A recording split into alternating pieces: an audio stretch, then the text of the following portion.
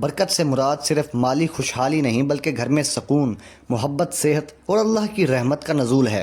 جب گھر میں برکت ہوتی ہے تو رزق میں اضافہ ہوتا ہے، دل کو سکون ملتا ہے اور ہر مشکل آسان ہو جاتی ہے۔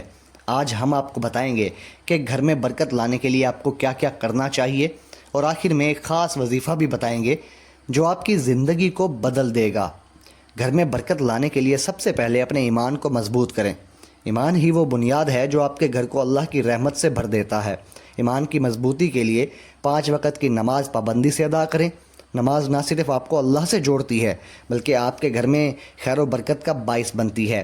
خاص طور پر فجر اور عشاء کی نمازیں گھر کے ماحول کو پاکیزہ بناتی ہیں۔ اگر گھر کے تمام افراد مل کر جماعت سے نماز پڑھیں تو یہ برکت کو دوبالا کر دیتا ہے۔ دوسری اہم بات یہ ہے کہ گھر میں قرآن پاک کی تلاوت کو معمول بنا لیں۔ قرآن پاک اللہ کا کلام ہے اور اس کی تلاوت سے گھر میں رحمت کے فرشتے اترتے ہیں۔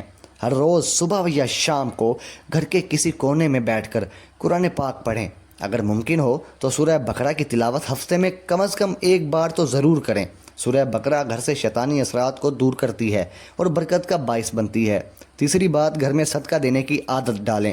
صدقہ نہ صرف مصیبتوں کو ٹالتا ہے بلکہ رزق میں اضافہ بھی کرتا ہے۔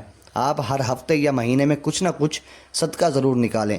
اگر مالی استطاعت نہ ہو تو کھانا پکائیں اور پڑوسیوں یا غریبوں میں بانٹ دیں۔ صدقہ دینے سے پہلے نیت کریں کہ یہ اللہ کی رضا کے لیے ہے۔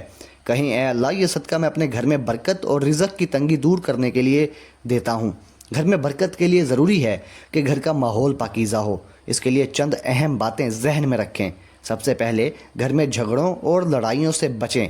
جھگڑے اور بلند آواز میں بات چیت گھر سے برکت ختم کر دیتے ہیں۔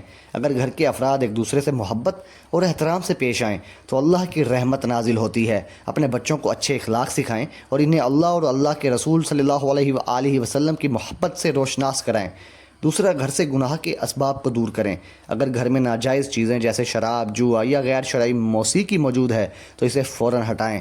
گھر میں تصاویر یا ایسی چیزیں نہ رکھیں جو اللہ کی نافرمانی کا باعث بنیں۔ اس کے علاوہ گھر میں بدگمانی اور حسد سے بچیں۔ گھر کے افراد ایک دوسرے پر شک نہ کریں، یا حسد ہے تو وہ بھی نہ کریں، اس سے برکت ختم ہو جائے گی۔ تیسرا، گھر میں ذکر و اذکار کریں۔ صبح شام اذکار پڑھیں، گھر کو شیطانی اثرات سے محفوظ رکھیں۔ خاص طور پر آیت الکرسی، سورہ اخلاص، سورہ فلق، سورہ ناس پڑھ کر گھر پر دم کریں۔ یہ عمل گھر کے ہر فرد کو تحفظ دیتا ہے اور برکت کو بڑھاتا ہے۔ رزق میں چند عملی اقدامات بہت ضروری ہیں۔ سب سے پہلے حلال روزی کمائیں۔ آپ کی کمائی میں حرام کا کوئی حصہ ہے تو وہ گھر کی برکت کو ختم کر دے گا۔ اپنی کمائی کو حلال ذرائع تک محدود رکھیں اور اللہ سے حلال روزی کی دعا مانگیں۔ دوسرا، گھر میں کھانے پینے کی چیزوں کا خیال رکھیں۔ کھانا بناتے وقت اللہ کا نام لیں اور بسم اللہ پڑھیں۔ کھانے کو ضائع کرنے سے بچیں۔ اگر کھانا بچ جائے تو اسے کسی ضرورت مند کو دے دیں یا جانور کو کھلا دیں۔ اور کھانے کی قدر نہ کرنا برکت کا باعث، بابرکتی کا باعث بنتا ہے۔ اور اپنے پڑوسیوں کا خیال رکھیں۔ اگر آپ کے پڑوسی بھوکے ہیں، آپ کے گھر میں کھانا ہے تو برکت کے خلاف ہے۔ پڑوسیوں کے ساتھ اچھا سلوک کریں، ان کی مدد کریں، ان کے ساتھ کھانا شیئر کریں، پڑوسیوں کے حقوق ادا کریں۔ اللہ آپ کے گھر میں برکت دے گا۔ گھر میں برکت کے لیے والدین کی خدمت بہت اہم ہے۔ آپ کے والدین آپ کے ساتھ رہتے ہیں تو ان کی عزت کریں، ان کی بات مانیں، ان کی دعائیں لیں۔ والدین کی دعا گھر میں برکت کا سب سے بڑا ذریعہ ہے۔ اگر والدین آپ کے ساتھ نہیں رہتے تو ان سے فون پر رابطہ کریں، ان کی خیر دریافت کریں اور مالی مدد کریں۔ والدین کی ناراضی گھر سے برکت ختم کر دے گی، اس لیے ان کے ساتھ ہمیشہ اچھا سلوک کریں۔ ایک خاص وظیفہ بتاتے ہیں جو گھر میں برکت، رزق کی کشادگی اور سکون کا باعث بنے گا۔ اس وظیفے کو ذوالقعدہ کے مہینے میں کرنا خاص طور پر مؤثر ہے، لیکن آپ کسی بھی وقت اس عمل کو کر سکتے ہیں۔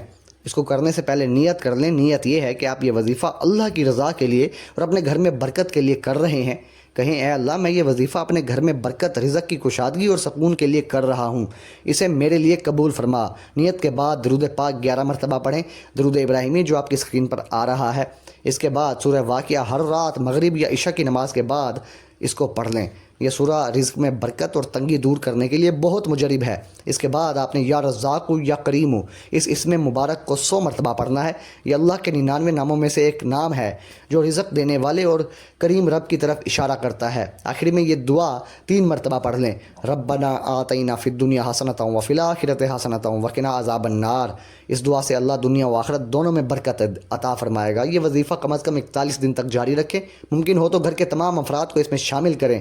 وظیفہ کرتے وقت دل میں اللہ پر یقین رکھیں اور اپنے گھر میں برکت دے گا۔ وظیفے کے دوران گناہوں سے بچیں، اپنے گھر کے ماحول کو پاکیزہ رکھیں۔